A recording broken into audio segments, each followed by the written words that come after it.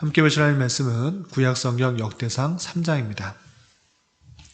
오늘 10월 3일 역대상 3장을 읽는 날인데 3장 중에서 1절부터 9절까지만 봉독하겠습니다.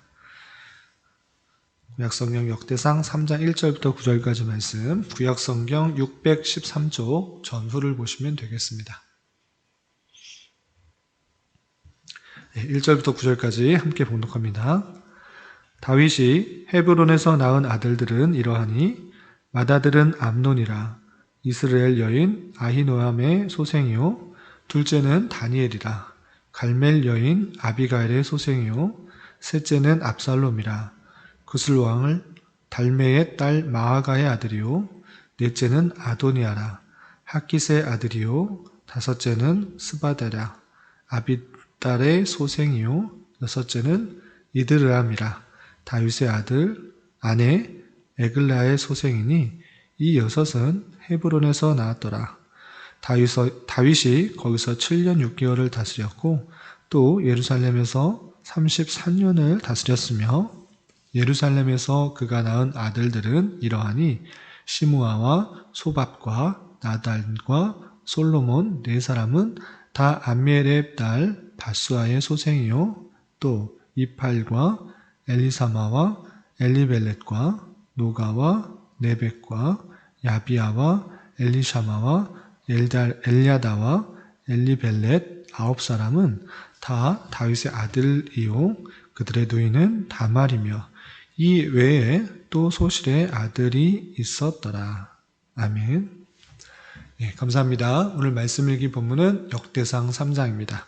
계속해서 아담으로부터 포로기까지 족보가 어떻게 이어지는지 계속 나오는 중에 오늘 말씀 읽기 본문인 3장에서는 다윗의 아들과 딸 그리고 다윗의 아들 중에 한 명이었던 솔로몬 그리고 솔로몬으로부터 계속 이어지는 계대가 어떠한지 살펴보고 있습니다. 왜 이렇게 1장부터 9장까지 길게 족보에 대해서만 계속 나오는가라고 생각할 수 있는데 우리가 앞서 살펴본 것과 같이 이 역대상하가 기록된 때가 언제인가라고 했을 때 바벨론에서 포로에서 돌아온 이스라엘 백성들이 한참 있을 그 시기에 기록된 것이다 라고 우리가 살펴보았습니다. 그렇기 때문에 이스라엘 백성들은 다른 것보다 그들의 정체성을 다시 한번 확립하여서 다시 나라의 회복을 꿈꾸는 것이 중요한 것이었을진데 이 역대상이 그러한 역할들을 하고 있는 것입니다.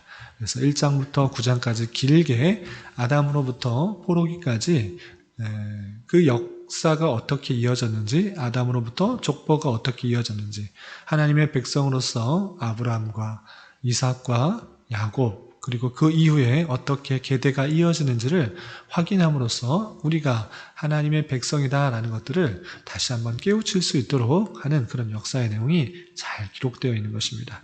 그리고 특별히 다윗 왕의 초점을 맞추어서 역대기가 기록되어 있는데 많은 부분 다윗의 생애와 또한 삶 그리고 어떠한 왕의 역할들을 했는지를 보여주면서 통치의 모범으로서의 다윗의 모습 그리고 하나님께서 다윗에게 언약하였던 다윗 언약 내 후손을 통하여서 이 나라가 온전히 회복되게 될 것이다. 영원한 나라가 되게 할 것이다 라는 그 다윗 언약의 내용들을 다시 한번 확인할 수 있도록 다윗에게 초점이 맞춰져서 역대기가 기록된 것을 살펴볼 수가 있는 것입니다. 그렇기 때문에 오늘 말씀 읽기 본문에서도 역대상 3장에서는 다윗의 많은 부분 집중하고 있는 것을 살펴볼 수 있습니다. 1절부터 9절까지는 다윗이 낳았던 아들과 그리고 한 명의 딸에 대해서 어떠한 아들들이 있었는지 쭉 설명하고 있고요.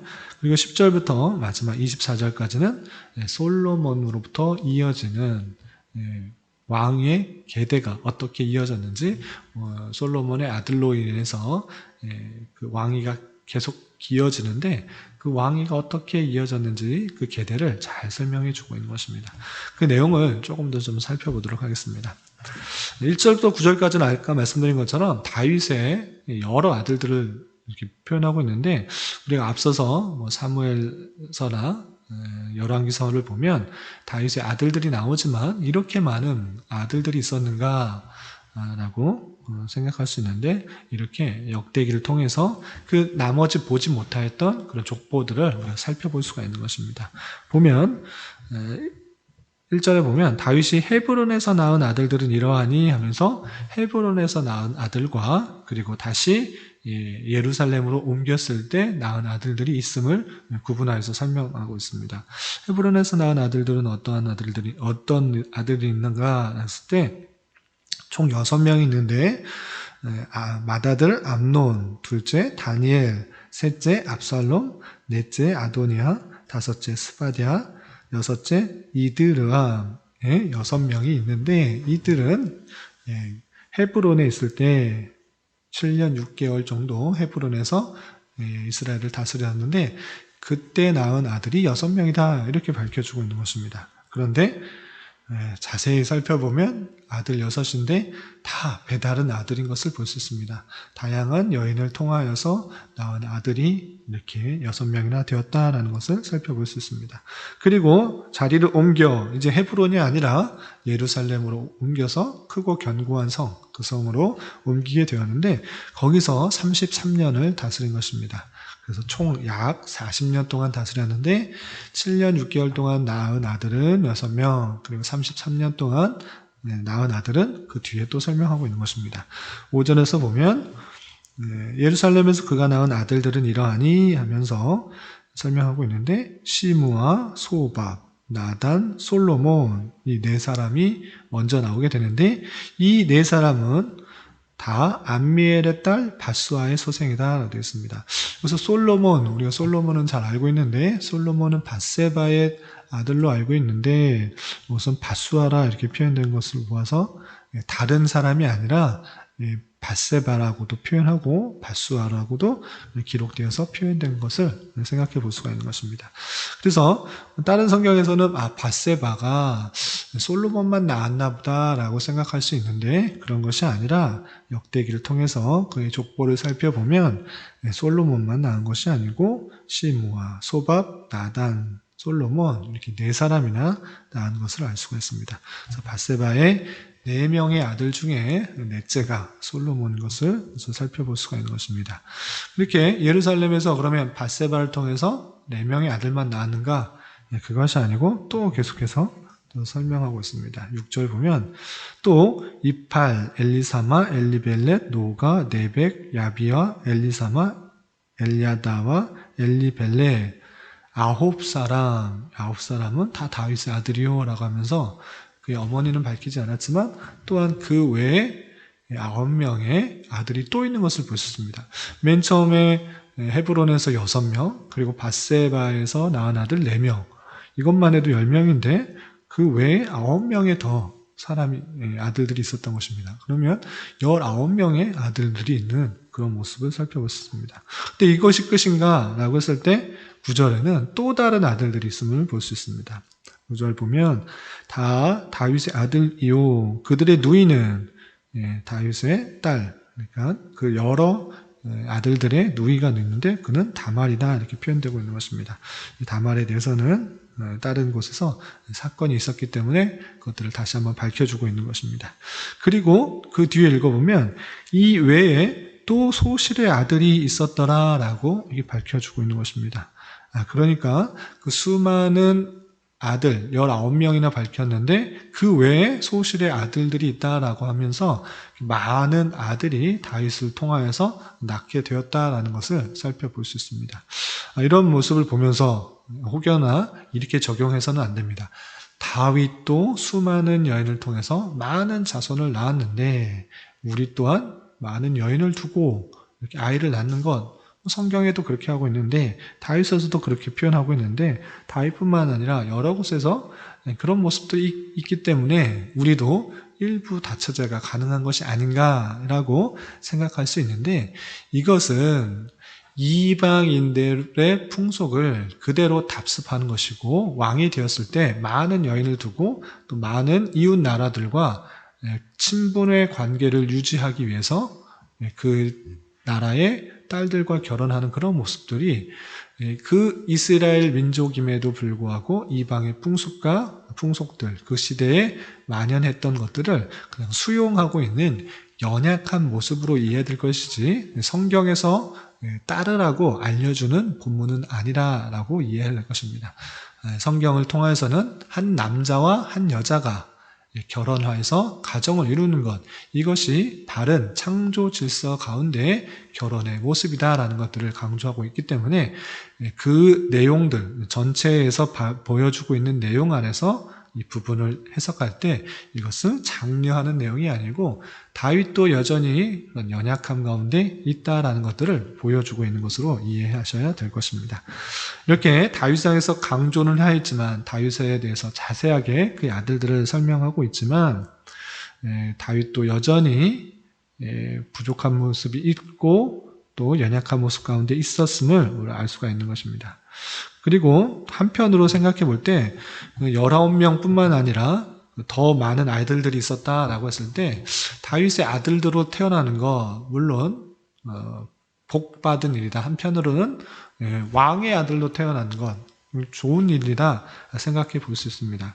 그런데 왕의 자녀로서 태어난 것보다 더 중요한 것은 왕의 자녀답게 살아가는 것, 그것이 중요하다라고 할 수가 있는 것입니다. 여기서 보면 암논과 또 다말 간의 그런 형제 간에 있는 그런 모습 속에서 또 불미스러운 일이 생기기도 하고 또 왕의 아들로서의 자질들이 온전히 드러나지 못하는 모습들이 종종 발생하는 것을 통해서 우리는 왕의 아들로 태어난 것이 중요한 것이 아니라 왕의 아들로서 왕의 아들답게 왕으로서 왕의 모습으로 자라가고 있는가, 그것을 살펴볼 수가 있어야 될 것입니다. 그 많은 아들들 중에 솔로몬이 언약에 따라서 왕이 되었는데 솔로몬이 왕이 될 때 그 모습을 우리는 기억하는 것입니다. 나는 아이라, 어린 아이라, 왕궁을 출입할 수도 없습니다. 그만큼 지혜가 부족합니다. 연약합니다. 또 하나님만을 바라는 그런 모습을 우리가 기억하고 있는 것입니다. 그것과 마찬가지로 단순히 왕의 아들로 태어난 것에 관심을 갖고 또 얼마나 누리고 얼마나 잘 먹고 살 수 있는가에 관심을 두는 것이 아니라 왕의 자녀답게 하나님의 백성으로서 얼마나 인격을 성숙해가고 하나님의 자녀답게 살아갈 수 있는가에 더 관심을 갖고 살아가는 것이 중요한 것입니다. 왕이 되는 것보다 왕의 자질로서 빚어져가는 인품에 관심을 갖고 더 살아가야 될 것입니다. 그리고 10절 이하는 아까 말씀드린 것처럼 솔로몬의 왕의 아들들이 나오는데 다윗처럼 세부적으로 몇 명의 아들을 낳았다 이렇게 표현된 것이 아니라 왕의 계승이 어떻게 되는지 그 왕의 자녀들, 계대를 잇는 왕위를 잇는 자손들만 쭉 말하게 되는 것입니다. 그래서 이렇게 표현되고 있는 것입니다. 10절 보면 솔로몬의 아들은 르호보암이요, 그의 아들은 아비야요, 그의 아들은 아사요, 그의 아들은 여호사밧이요, 이렇게 표현한 것처럼 여러 명의 아들이 있었을 텐데 한 명만 있었다 이렇게 생각할 수는 없습니다. 그렇지만 왕위를 잇는 계대가 어떻게 이어지는지를 한 명만 보여주는 것입니다. 그래서 솔로몬의 아들은 르호보암이요, 그의 아들은 아비야요, 그의 아들은 아사요, 이렇게 하면서 왕위가 어떻게 계승되어서 내려와졌는지 그렇게 잘 표현되고 있는 것입니다. 그리고 마지막으로 이렇게 15절, 16절, 17절 보면 계속 이어지면서 이스라엘이 어떻게 멸망하였는지 또 멸망할 때 왕들이 어떻게 이어졌는지를 계속적으로 표현해주고 있는 것입니다. 그래서 다윗 왕으로부터 솔로몬 그리고 르호보암 그리고 마지막 시드기야에 이르기까지 왕위가 어떻게 이어졌는지 그 역사적 전통들을 다시 한번 확인시켜주는 역할들을 해주고 있는 것입니다. 이런 말씀들을 대하면서 왕위에 올랐던 수많은 사람들, 그 사람들의 면면을 보면 왕의 역할들을 잘 감당한 사람도 있었고 오히려 왕으로 올라서 이스라엘 백성들의 신앙들을 무너뜨리고 우상을 숭배하게 하고 또한 절기들을 온전히 지키지 못하게 하는 산당들을 세우는 그런 우상 숭배 모습들이 많이 들어온 하나님 보시기에 악한 왕들도 드러나게 되는 것입니다.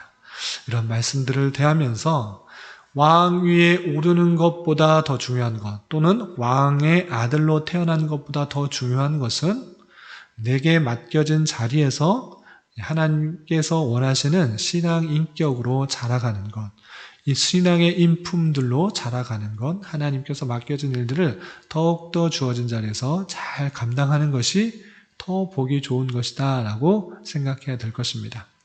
우리에게 맡겨진 인생 모두 다 대통령이 되고 모두가 높은 자리에 올라갈 수 있는 것은 아닙니다. 하나님께서 주신 은혜 가운데 어떤 사람은 그렇게 되고 어떤 사람은 그렇지 않고 그냥 평범하게 지낼 수도 있는 것입니다.